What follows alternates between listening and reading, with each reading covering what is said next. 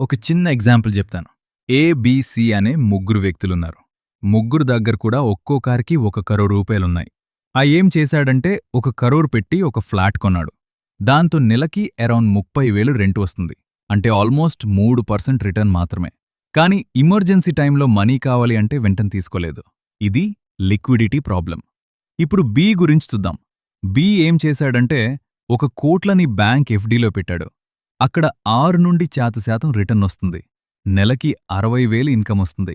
కానీ ఇక్కడ ప్రాబ్లం ఏంటి అంటే క్యాపిటల్ గ్రోత్ ఎక్కువుండదు. ఇప్పుడు సి ఏం చేశాడో చూద్దాం.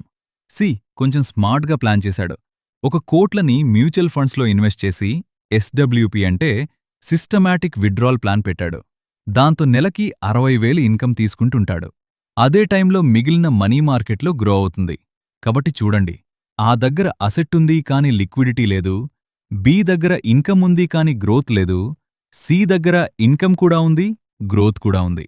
ఇదే స్మార్ట్ ఫైనాన్షియల్ ప్లానింగ్. ఇలాంటి ఫైనాన్షియల్ అవేర్నెస్ కోసం మా పేజ్ని ఫాలో అవ్వండి.